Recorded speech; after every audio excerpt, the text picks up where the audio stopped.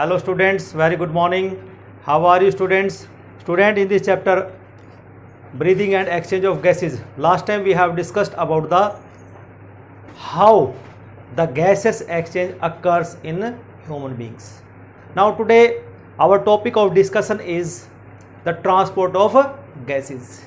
कि जो हम गैसेस का एक्सचेंज पढ़ा है कि कैसे ऑक्सीजन अपलोड होती है और कैसे जो कार्बन डाइऑक्साइड है वो डीलोड होती है, मीन्स कि कैसे हमारे लंग लेवल पे जो ऑक्सीजन है वो हमारे ब्लड में उसकी लोडिंग हो जाती है और ब्लड के अंदर जो कार्बन डाइऑक्साइड है how it comes out into the lungs, वो हमने पढ़ा। लेकिन अब यहाँ से जो ट्रांसपोर्ट हो रही है ऑक्सीजन की जो ट्रांसपोर्ट है या जो CO2 की जो ट्रांसपोर्ट हो रही है, इन गैसेस की ट्रांसपोर्ट ज़रा हम अब डिस्कस करेंगे डिटेल में। So our today's topic is transport of gases.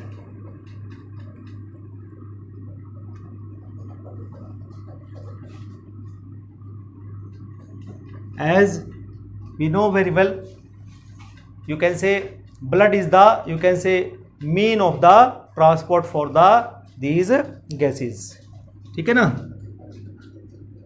blood is the mean of transport of gases। उसमें आपके पास ऑक्सीजन आ गई एंड CO2 आ गई, इन दोनों गैसेस का। तो सबसे पहले हम यहाँ पर डिस्कशन करेंगे transport of oxygen in blood. सबसे पहला हम डिस्कशन है हमारा transport of oxygen in blood, कि ब्लड के अंदर इस ऑक्सीजन का ट्रांसपोर्ट कैसे होता है। देखिए बच्चों, जो ऑक्सीजन है आपको पता है कि ब्लड उसको कैरी करता है, कहाँ से लेता है? The blood carries O2 from lungs, ठीक है ना। द ब्लड कैरी ऑक्सीजन, कहाँ से कैरी करता है? Oxygen from lungs. इसका मतलब लंग से ब्लड के अंदर क्या आ गया है? ऑक्सीजन आ गई है, O2 आ गई है। Now from the lungs it goes to the heart, heart में चलेगी and from the heart it supplied to the different body parts, supplied to different body parts. Different body parts को अब ये सप्लाई हो जाता है। तो जो O2 का जो ट्रांसपोर्ट है हम ये मान सकते हैं कि वो 3 वे से हो सकता है। कितने वे से? 3 वे से हम उसको पढ़ेंगे, ठीक है ना। O2 transport is following manner. O2 transport occurs in following manner. उसका तरीका निम्नलिखित है, फॉलोइंग है। पहला है एज डिजोल्व्ड गैस, पहला तरीका है उसके पास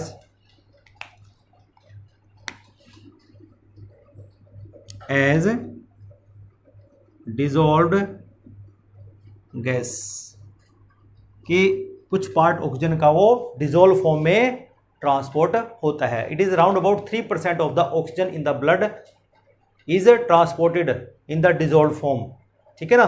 that is 3% of oxygen is transported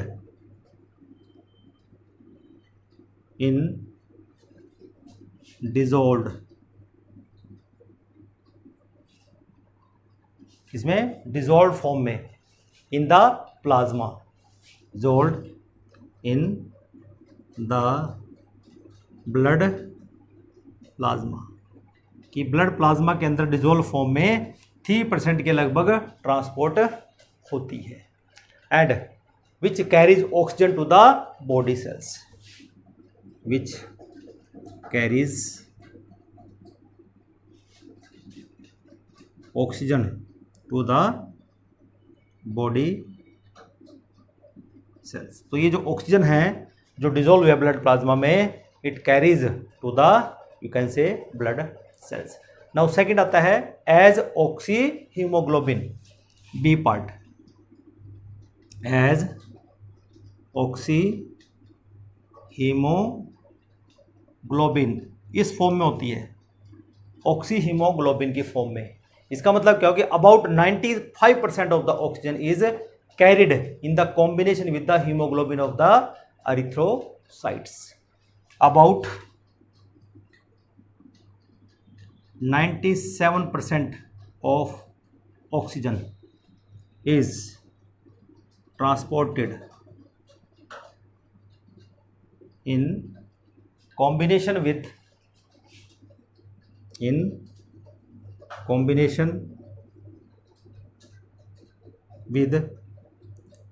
hemoglobin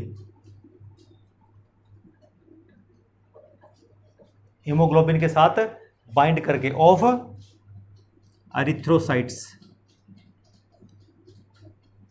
erythrocytes क्या होते हैं? इनको हम आरबीसीज के नाम से जानते हैं, रेड ब्लड सेल्स इनको हम कहते हैं। अब बात आती है कि ये जो हीमोग्लोबिन है ये क्या है, कि इसका क्या मेजर रोल है, कि in what way this haemoglobin help in transport of the oxygen. जरा देखिए बच्चों इसको,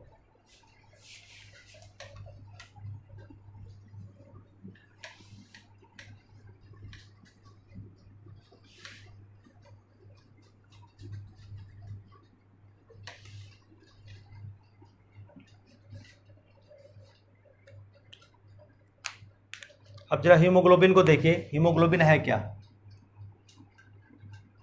हीमोग्लोबिन देखिए इसके दो पार्ट होते हैं, एक होता है हीम, ठीक है ना, और एक होता है ग्लोबिन। ये एक प्रोटीन पार्ट है, ठीक है ना, और ये एक नॉन प्रोटीन पार्ट है, ठीक है ना। इसके दो पार्ट है हमारे पास, एक प्रोटीन पार्ट है, एक नॉन प्रोटीन पार्ट, और इस नॉन प्रोटीन पार्ट को हम पिगमेंट भी कह देते हैं, ठीक है ना।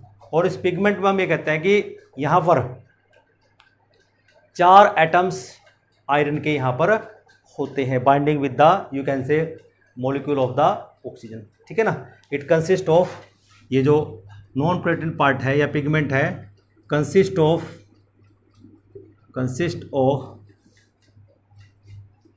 4 एटम्स ऑफ आयरन। आयरन के 4 एटम्स इस पिगमेंट के अंदर प्रेजेंट होते हैं, यू कैन से विच आर रेस्पॉन्सिबल और which can bind with 4 molecules of oxygen. Iron capable of binding with A molecule of oxygen, ठीक है ना। हर एक आयरन का जो एटम है, ईच बोलेंगे यहाँ, each capable of binding with A molecule of oxygen. इसका मतलब क्या हुआ कि जब 4 आयरन है तो इसका मतलब क्या हुआ, that is 4 molecule of oxygen, 4 molecules of oxygen can bind with hemoglobin। H भी लिख सकते हैं इसको शॉर्ट में, हीमोग्लोबिन को, ठीक है बच्चों। हीमोग्लोबिन को हम Hb यहाँ पर लिख सकते हैं। रिएक्शन क्या होगा यहाँ पे कि Hb प्लस O2, ये एक रिवर्सिबल रिएक्शन होगा कि ये Hb O2 में ये क्या बन गया, ऑक्सी हीमोग्लोबिन, ये बन गया हमारे पास, क्लियर। लेकिन अगर हम बात करते हैं जब ये ऐसे रिएक्शन जा रहा है तो ये कहाँ हुआ, इन लंग्स, ये प्रोसेस लंग्स में होती है, ठीक है ना। लेकिन जब ये इस दिशा में जा रहा है तो ये कहाँ हो रही है, इन टिश्यूज। इसका मतलब कि लंग लेवल पे HbO2 बनेगा। मीन्स जहाँ पर हमने पढ़ा आज अपने प्रीवियस लेक्चर में हमने पढ़ा कि हाउ गैसेस एक्सचेंज अकर्स, तो वहाँ आपने देखा कि जो ऑक्सीजन है वो ब्लड में आ रही है। इसका मतलब ब्लड में आने का मतलब क्या हो कि वो हीमोग्लोबिन के साथ बाइंड करके ऑक्सी हीमोग्लोबिन में कन्वर्ट हो रही है, ठीक है ना। फिर हम कहते हैं कि ये प्रोसेस होगी कब, सबसे ज़्यादा ये प्रोसेस होगी कब, ठीक है ना, जब हम ये मानते हैं कि ऑक्सीजन का जो प्रेशर है, ठीक है ना, under high pressure of O2, under high pressure of O2, कि जब O2 का प्रेशर हाई होगा, ठीक है ना, then what will happen, easily bind with the Hb, easily binding with Hb, haemoglobin के साथ इजीली बाइंड होगा, क्लियर। एंड इन कहाँ होगी ये process, in pulmonary blood capillaries, in pulmonary blood capillaries. तो यहाँ पर ये प्रोसेस होगी कि जब हमारे पास पार्शियल प्रेशर ऑक्सीजन का ज़्यादा होगा तो वहाँ पर Hb के साथ इजीली ऑक्सीजन बाइंड कर सकती है, लेकिन बट एट डिफरेंट टिश्यू, कि हम कहते हैं कि डिफरेंट टिश्यू लेवल की अगर हम बात करते हैं वहाँ पर क्या होगा, but at different tissue, but at different tissue, कि अब ब्लड जो जा रहा है डिफरेंट टिश्यूज में जा रहा है और वहाँ का जो पार्शियल प्रेशर होगा वो डिक्लाइन करेगा, the partial pressure of oxygen, the partial pressure, इसको हम लिख सकते हैं partial pressure of O2 declines, ये वहाँ पे कम होगा, नीचे जाएगा, ठीक है ना। और जब ये डिक्लाइन करेगा and bonds holding the oxygen, and bonds holding the oxygen, जो O2 को बाइंड किए हुए हैं, जो बॉन्ड है टू Hb, वहाँ पर क्या हो जाएगा, वो becomes unstable, and bonds holding the oxygen to Hb becomes unstable, वो अनस्टेबल हो जाएंगे बॉन्ड्स, और जब बॉन्ड अनस्टेबल हो जाएगा तो उसको ब्रेकअप के चांसेस बढ़ जाएंगे, एंड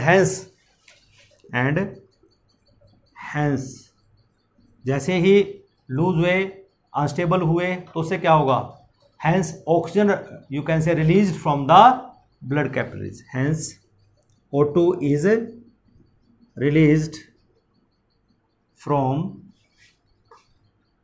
ब्लड कैपिलरीज, कि ब्लड कैपिलरीज से जो ऑक्सीजन है वो रिलीज कर दी जाएगी, क्लियर यहाँ तक। उसके बाद आता है कि जब एक नॉर्मल पर्सन की हम बात करते हैं, कि एक नॉर्मल पर्सन के अंदर हम कहते हैं कि 15 ग्राम ऑफ Hb प्रेजेंट और 15 ग्राम ऑफ Hb पर 100 ml ऑफ ब्लड प्रेजेंट होता है।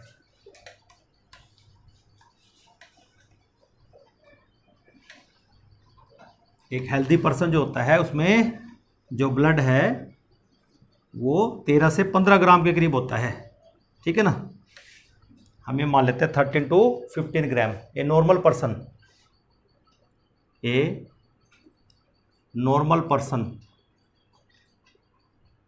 हैव और has 15 gram of Hb, has 15 gram of Hb पर 100 ml ऑफ ब्लड, पर 100 ml ऑफ ब्लड, क्योंकि हम 100 ml का पैरामीटर लेते हैं, ठीक है ना। लेकिन अगर हम 1 ग्राम ऑफ Hb की बात करते हैं, ठीक है ना, 1 ग्राम ऑफ हीमोग्लोबिन, ठीक है बच्चों, हमने 15 तो टोटल बता दिया, उसमें से 1 ग्राम हम Hb की बात कर रहे हैं, ठीक है ना। बाइंड्स अबाउट कितना बाइंड करता है ऑक्सीजन को, 1.34 ml, 1.34 ml ऑफ ऑक्सीजन, इतनी ऑक्सीजन को वो अपने साथ बाइंड कर सकता है। सो अगर हम एक एवरेज देखें 100 ml की और ब्लड की, ठीक है ना, तो कितना आ जाएगा, so average of total oxygen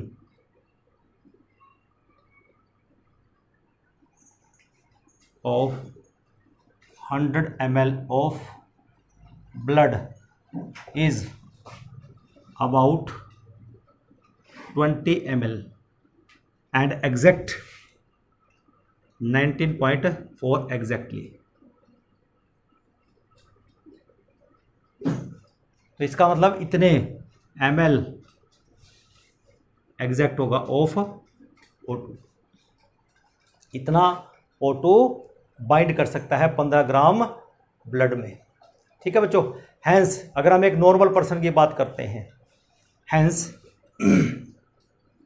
in a normal person, कि एक नॉर्मल पर्सन है उसके अंदर कितना HB यू कैन से कितना ऑक्सीजन बाइंड करेगा। ठीक है ना, इन नॉर्मल कंडीशन या एक नॉर्मल कंडीशन में है, in normal condition in A normal person about 5 ml of oxygen is transported to tissue by 100 ml of blood. Hence, in a normal person in normal condition, लगभग कितना 5 ml about 5 ml of O2 oxygen is transported to tissue is transported to tissues. ठीक है ना, by the 100 ml of blood, by the 100 ml of blood. लेकिन अगर हम बात करें अब पर्सन नॉर्मल कंडीशन में नहीं है कि वो एक्सरसाइज कर रहा है, उस दौरान क्या होगा, उस दौरान ये जो डाटा है ये चेंज हो जाएगा कि अब इतनी ml ऑक्सीजन से काम नहीं चलेगा। ठीक है ना, तो ये बढ़ के कितना हो जाएगा 15 ml के करीब हो जाता है। कितना हो जाता है 15 ml के करीब ड्यूरिंग एक्सरसाइज, कि जब कोई एक्सरसाइज करता है। ठीक है ना, the you can say muscle cells consume more oxygen, the muscle cells consume more oxygen, oxygen का कंजप्शन बढ़ जाता है। And partial pressure of oxygen decrease and partial pressure of oxygen falls, वो नीचे चला जाएगा, बिल्कुल जाएगा, क्योंकि ज़्यादा ऑक्सीजन कंज्यूम हो रही है, तो partial pressure of oxygen will falls in tissue, tissues के अंदर ये डिक्रीज हो जाएगा पार्शियल प्रेशर ऑफ ऑक्सीजन। ठीक है बच्चों। एज ए रिजल्ट, अब इसका क्या नतीजा होगा, as a result the blood at tissue level, as a result the blood at tissue level, कि टिश्यू लेवल पे जो ब्लड होगा वहाँ पर वो कितनी ऑक्सीजन कैरी कर सकता है। ठीक ना, has only that is 4.4 ml of O2, 4.4 ml of oxygen per you can say 100 ml of blood, per 100 ml of blood इतना होता है। thus हम कह सकते हैं 15 ml of O2 is transported, hence or thus we can say that 15 ml of oxygen is transported by the hemoglobin, is transported by the hemoglobin, ठीक है ना, ड्यूरिंग एक्सरसाइज। तो ये एक डाटा है जो हमें याद रखना पड़ेगा, ठीक है ना। फिर हम बात करेंगे आज यहाँ पर कि जो हम ऑक्सीजनेशन की बात कर रहे हैं या हम ऑक्सीजन डिसोसिएशन की बात कर रहे हैं कि ऑक्सीजन का हीमोग्लोबिन के साथ बाइंड होना और ऑक्सीजन का इस हीमोग्लोबिन से अलग होना। इसको अगर अच्छी तरह से समझना है so we have to discuss about the oxygen haemoglobin dissociation curve, जिसको हम O2 और ऑक्सीजन डिसोसिएशन कर्व के नाम से भी जानते हैं। So let us discuss about the oxygen haemoglobin dissociation curve. इसको और ज़्यादा समझते हैं जरा कि ये जो ट्रांसपोर्ट हो रही है एज ए ऑक्सी हीमोग्लोबिन ये कैसे होती है। इसको और ज़्यादा समझने के लिए हमारे पास एक ऑक्सीजन डिसोसिएशन कर्व है जिसको हम अब पढ़ेंगे। नेक्स्ट आता है हमारे पास ऑक्सीजन हीमोग्लोबिन, ऑक्सीजन हीमोग्लोबिन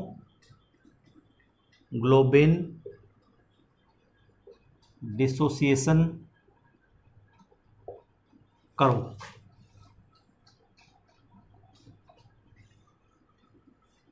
और हम इसको और कह सकते हैं ऑक्सीजन डिसोसिएशन कर्व, ये भी कह सकते हैं।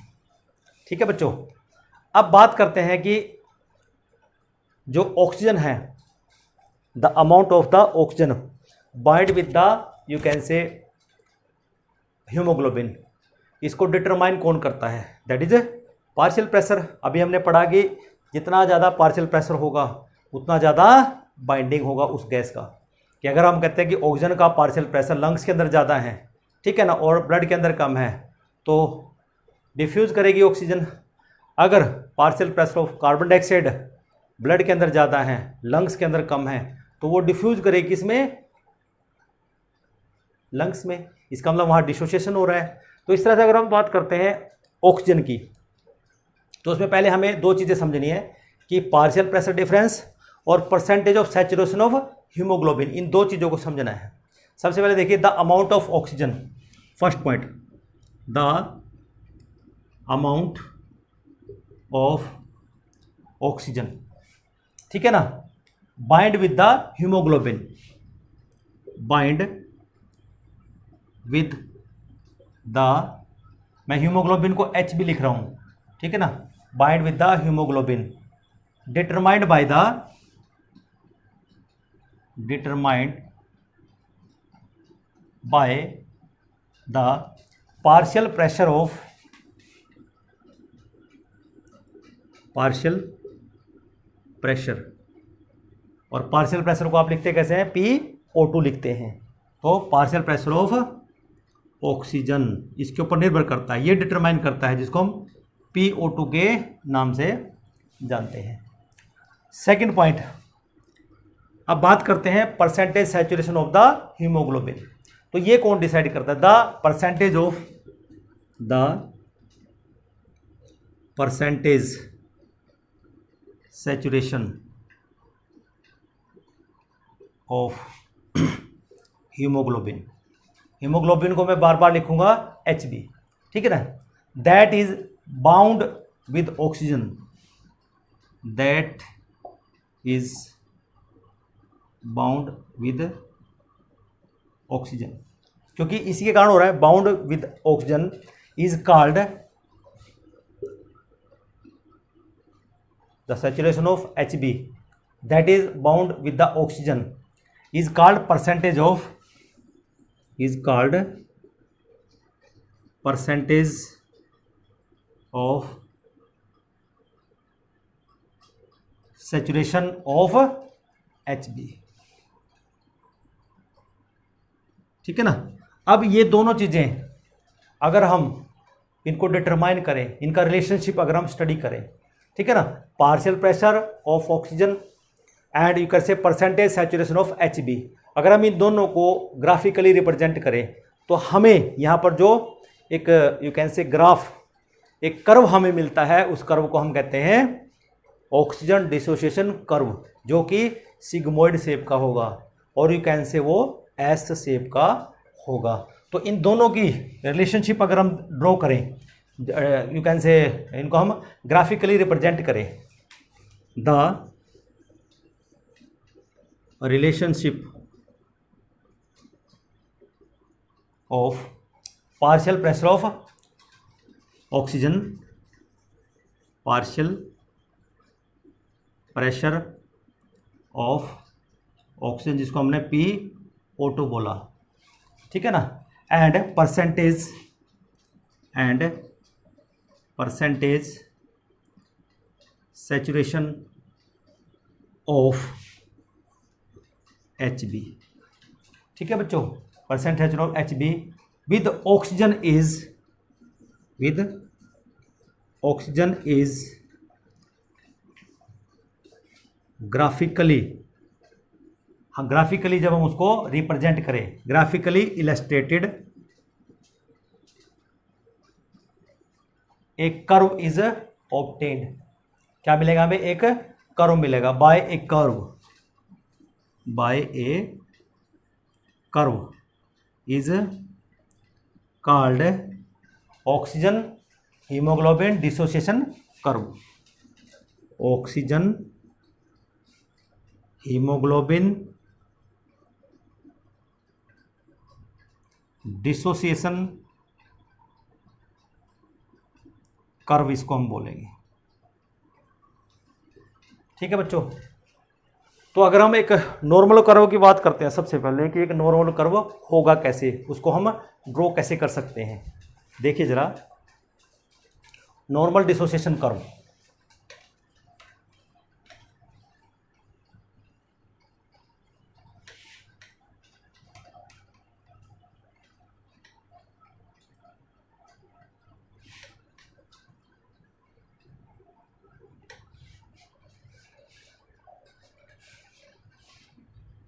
A normal dissociation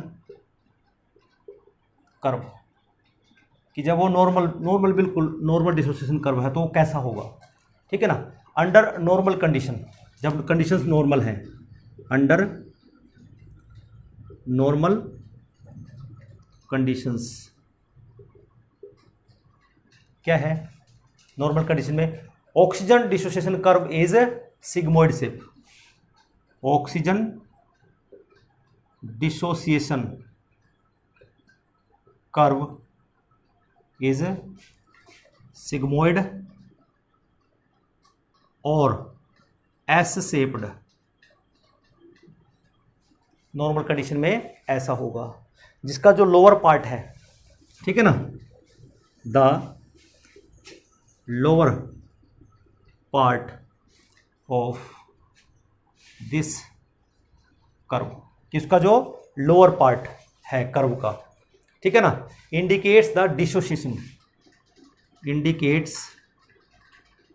the dissociation, वो डिसोसिएशन को इंडिकेट करेगा, ठीक है बच्चों, फ्रॉम HB से जो ऑक्सीजन है वो अलग हो जाएगी अगर हम लोअर पार्ट देखते हैं डिसोसिएशन कर्व का। लेकिन अगर हम उसका अपर पार्ट देखें, the upper part of this curve indicates association, indicates association of O2 with hemoglobin,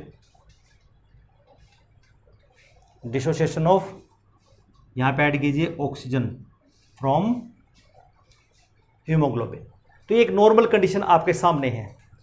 होगा कब, कि जैसे हम देखते हैं कि ये कब चीज़ें आएंगी, कि अगर हम एक डायग्राम को यहाँ पर प्लॉट करते हैं और उस डायग्राम के अकॉर्डिंग अगर हम देखें, when partial pressure of, when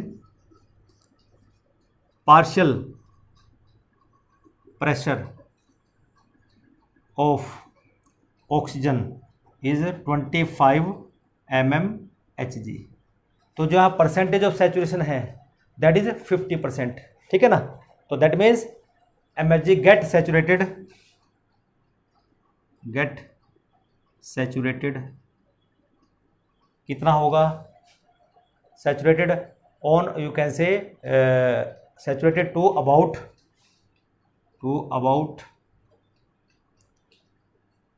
50%।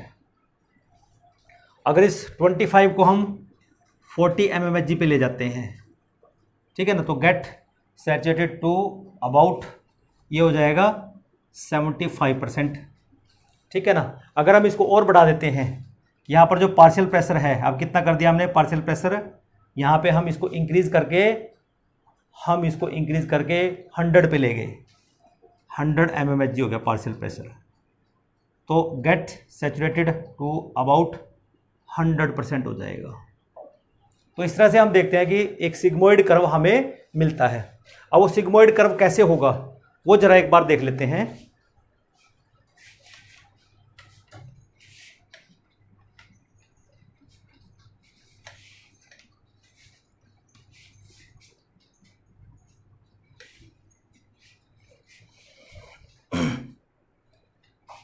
ऐसे एक सिग्मोइड कर्व हम यहाँ पे बनाएंगे, ग्राफिकल रिप्रेजेंटेशन करेंगे, इस तरह से प्लॉट करेंगे।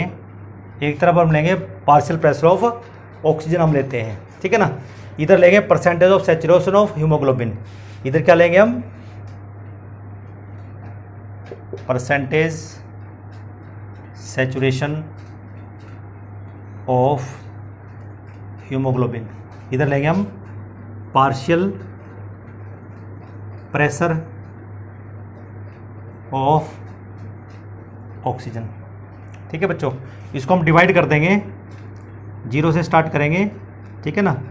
और 0 से जब स्टार्ट करते हैं तो उसको हम पैरामीटर पहले यहाँ पे 5 का हो जाएगा, तो ये 10 का हो गया, ठीक है ना। मतलब ये पूरा एक 10 का कॉलम हो गया। फिर हम बीच में 20 का बनाएंगे, फिर 40 का बनाएंगे, ऐसे उसको डबल करते जाएंगे। इसका मतलब अगर हम इन्हें यहाँ पे बीच में छोटा सा देंगे तो यहाँ कितने का हो जाएगा 20 का, ठीक है ना।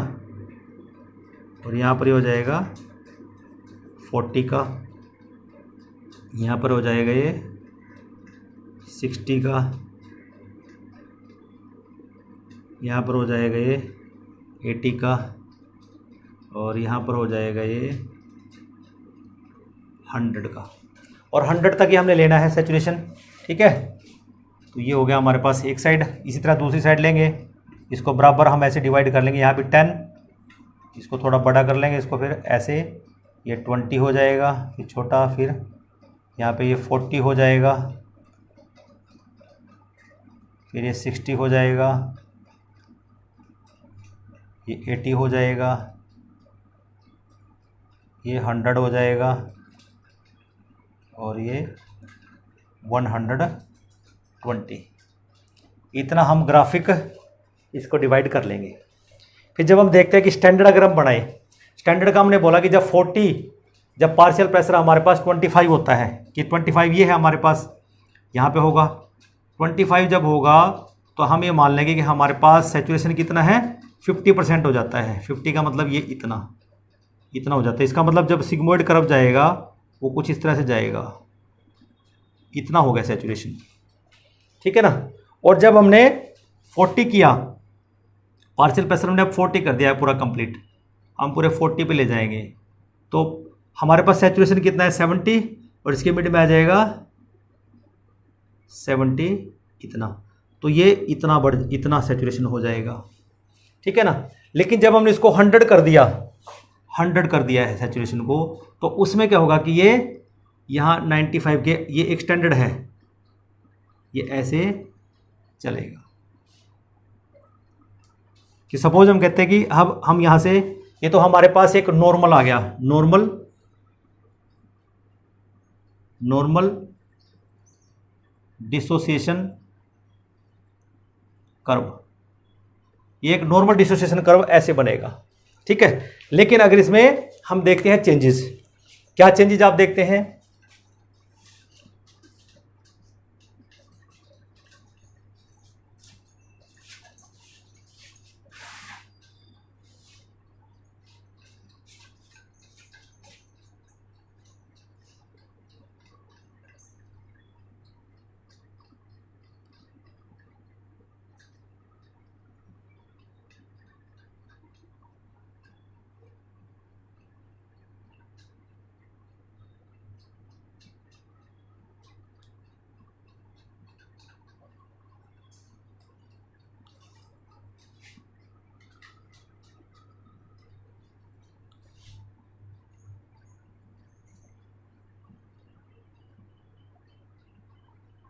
ये इसको हम बोलेंगे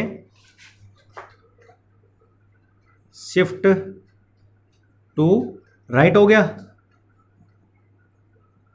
और इधर क्या होगा, शिफ्ट टू लेफ्ट।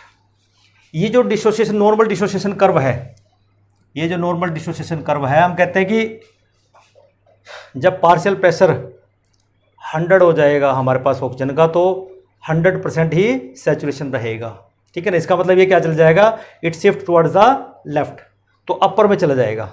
लेकिन जब ये कम रहेगा तब आप देखिए, अगर इतना है तो ये नीचे रहेगा, ये इतना है यहाँ से, जब 80 और 100 के बीच में रहेगा तो ये कांस्टेंट रहेगा, उसके बाद बढ़ेगा नहीं।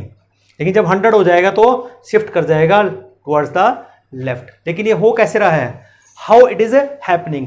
अगर हम इसको बात करते हैं कि शिफ्ट टू राइट, ये क्या दिखा रहा है, इट शोज डिसोसिएशन। क्या दिखाता है, डिसोसिएशन की यहाँ पर इस जो ऑक्सीजन है वो हीमोग्लोबिन से सेपरेट हो रही है। जब ऐसा होता है, डिसोसिएशन जब शो करता है, मीन्स हम उसको कहते हैं कि जब जो हमारा नॉर्मल डिसोसिएशन कर्व है, it shifts towards the right, then dissociation will occurs. अगर हमारा जो नॉर्मल डिसोसिएशन कर्व है shift towards the left, then association of oxygen to Hb, और यहाँ dissociation of oxygen from Hb।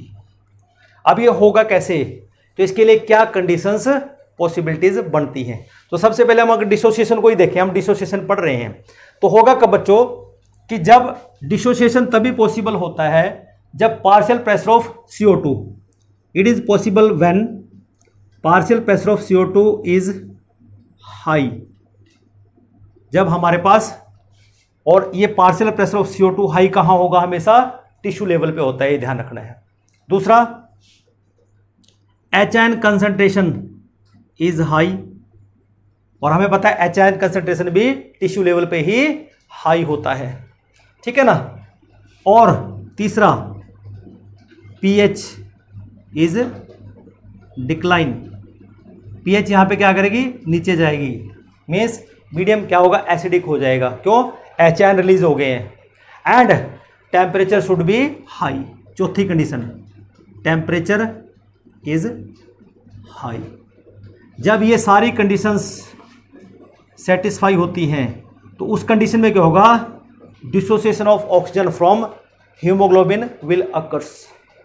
ठीक है ना। तो इसका मतलब क्या हुआ कि यहाँ पर ये बोहर्स इफेक्ट लागू होता है। कौन सा इफेक्ट, बोहर्स इफेक्ट।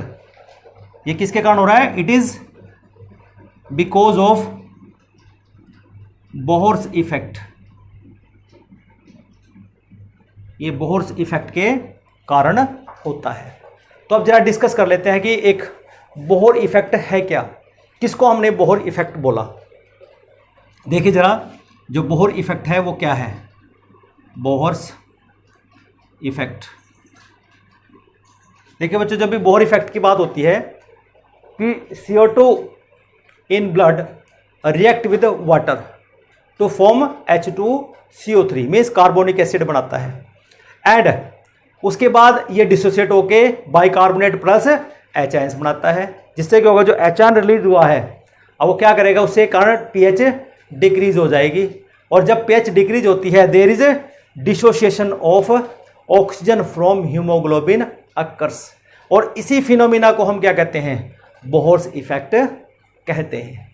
तो write down, CO2 in blood, CO2 in blood react with water to form carbonic acid. ठीक है ना, जिसको हम H2CO3 के नाम से जानते हैं। ठीक है, सेकंड पॉइंट। अब क्या होगा कि it dissociate,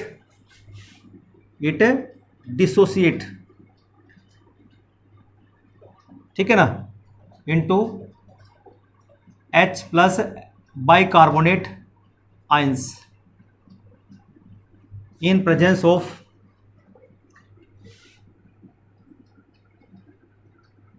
carbonic anhydrase enzyme.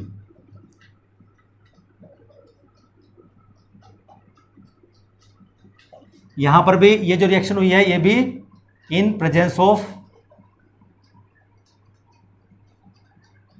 Carbonic anhydrase ही होगी, ये भी दोनों में एसोसिएशन भी और ये डिसोसिएशन भी।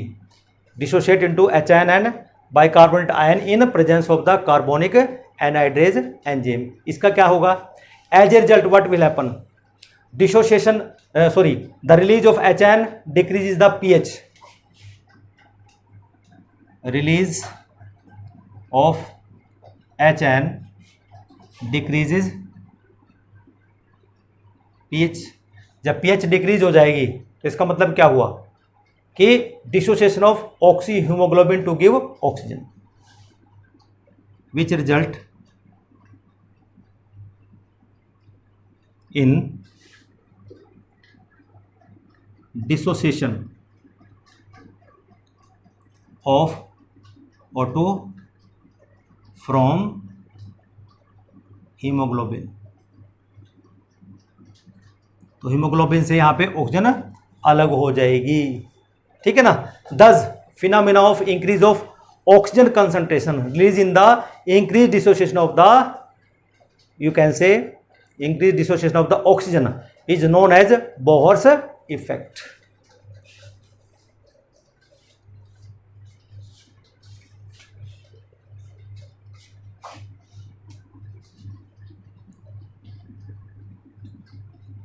दस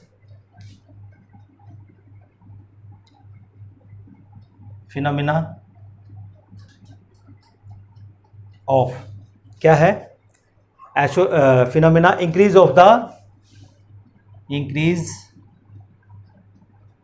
of concentration of CO2, concentration of CO2 का बढ़ना रिजल्टिंग इन किसमें? Dissociation, resulting in dissociation of oxygen from oxy haemoglobin is called Bohr's effect. इसको हम बोहर इफेक्ट बोलते हैं यहां पे। क्लियर? तो अगर हम यहां पे देखें कि इसको इफेक्ट करने वाले फैक्टर्स कौन कौन से होंगे विच जो बोहर इफेक्ट को इन्फ्लुएंस करते हैं, ये सारे के सारे फैक्टर हैं कि जब पार्शियल प्रेशर ऑफ ऑक्सीजन ज़्यादा होगा, HN का कंसंट्रेशन ज़्यादा होगा, pH is decline, temperature is high, these factors you can say all factors which shift to the oxygen dissociation curve to the right side, क्योंकि ये राइट साइड में dissociation curve को लेके जा रहे हैं। They all you can say factors influence the Bohr's effect.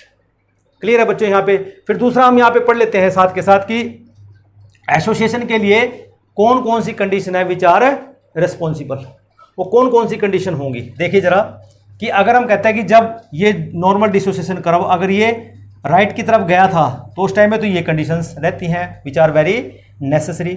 लेकिन जब हम कहते हैं कि it shift toward the left, उस टाइम में क्या होता है? पहली, partial pressure of oxygen is high, ये हाई होना चाहिए। दूसरा,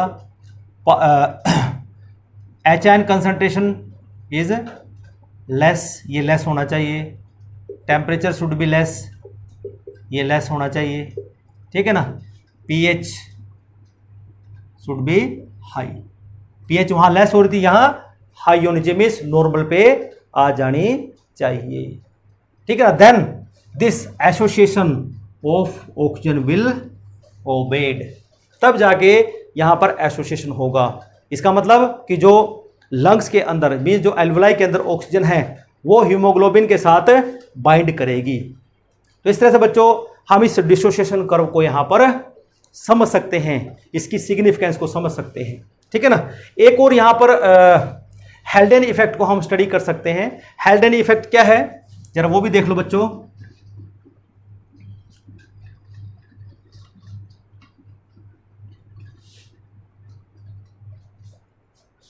हेल्डेन effect you can say binding of oxygen with haemoglobin, ठीक है ना।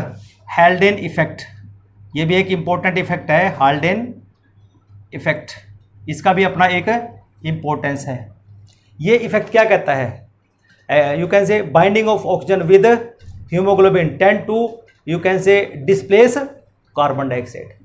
क्या कहता है, binding of O2 with haemoglobin tends to displace, क्या करता है, टेंड टू डिस्प्लेस, किसको डिस्प्लेस कर रहा है, कार्बन डाइऑक्साइड को, डिस्प्लेस CO2 फ्रॉम द, कहां से करेगा, फ्रॉम द ब्लड, क्लियर। और this phenomenon is known as, this phenomenon is known as Haldane effect. इसको हम हाल्डेन इफेक्ट के नाम से जानते हैं। फिर बात करें इसकी सिग्निफिकेंस की, कि इसकी सिग्निफिकेंस क्या रहेगी। सिग्निफिकेंस आप यहीं से देख सकते हैं कि ये ऑक्सीजन बाइंडिंग को बढ़ाता है और कार्बन डाइऑक्साइड की ट्रांसपोर्ट को इंक्रीज करता है। बोर्स इफेक्ट उल्टा करता है, वो डिसोसिएशन काज करता है ऑक्सीजन का, और ये ऑक्सीजन का एसोसिएशन काज करता है। तो इसका मतलब क्या हुआ कि दोनों के दोनों जो इफेक्ट्स हैं ये दोनों एक दूसरे के कंप्लीमेंट है। लेकिन हम बात करते हैं सिर्फ इनकी सिग्निफिकेंस की। सिग्निफिकेंस में हम ये देखते हैं, it is more important in promoting the CO2 transport, it is more important in transport of CO2 transport में बहुत ही ज़्यादा इंपॉर्टेंट है। इट एनकरेज CO2 एक्सचेंज, क्या करता है, it encourage CO2 transport, CO2 transport को एनकरेज करता है, बढ़ावा देता है, in both the tissue and the lungs, in both tissue and lungs, दोनों में ये इसको बढ़ावा देता है। थस हम कह सकते हैं कि जो यहाँ पर हमारे पास जो हाल्डेन इफेक्ट है और जो बोहर्स इफेक्ट हैं, ये दोनों क्या करते हैं, दस हम कह सकते हैं जो हाल्डेन इफेक्ट है एंड जो बोहर्स इफेक्ट है are complement to each other. Haldane effect and Bohr's effect are complement to each other, एक दूसरे के कॉम्प्लीमेंट हैं, ठीक है ना। कैसे हैं, अगर हम टिश्यूज की बात करें, इन टिश्यूज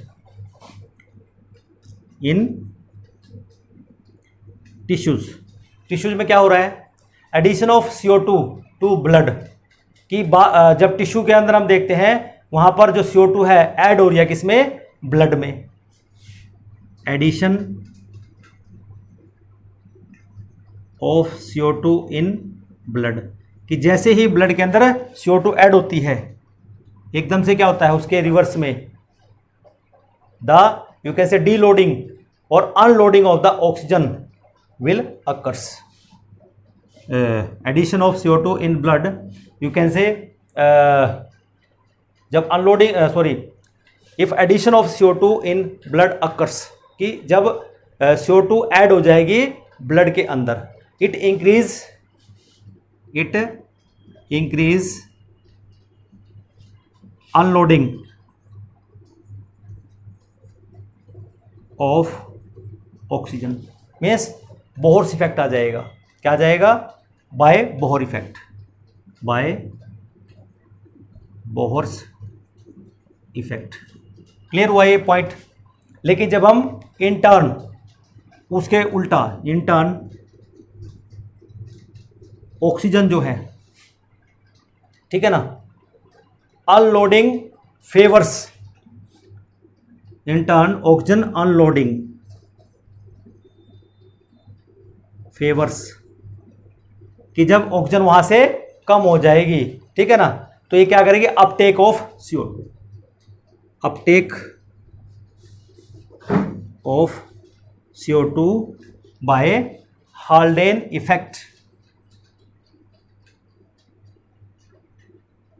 तो इस तरह से हम कह सकते हैं बच्चों, they are complement to each other. इस तरह से बच्चों, with the help of this you can say dissociation curve, हम देख सकते हैं कि कैसे ऑक्सीजन का एसोसिएशन होता है और किस तरह से ऑक्सीजन का डिसोसिएशन होता है। ठीक है बच्चों, तो इस तरह से आप लोगों ने इस ग्राफ को अच्छे से स्टडी करना है, क्योंकि इसकी सिग्निफिकेंस है कि हमें बताता है कि जो ऑक्सीजन है उसकी एसोसिएशन किस तरह से होती है, उसके लिए क्या क्या कंडीशंस रिक्वायर्ड है, कि कैसे ऑक्सीजन बाइंड करेगी हीमोग्लोबिन के साथ। दूसरा हमें यह भी बताता है कि कौन कौन सी कंडीशन हैं जिसकी वजह से जो ऑक्सीजन है वो डिसोशिएट करता है from the blood to the tissues. तो बच्चों, आज के लेक्चर में सिर्फ हम इतना ही पढ़ेंगे। अगले लेक्चर में हम यहाँ पर डिस्कस करेंगे कि जो कार्बन डाइऑक्साइड है उसका ट्रांसपोर्ट कैसे होता है। ठीक है, तो अगले लेक्चर का इंतजार कीजिए। Till then have a nice day, thank you.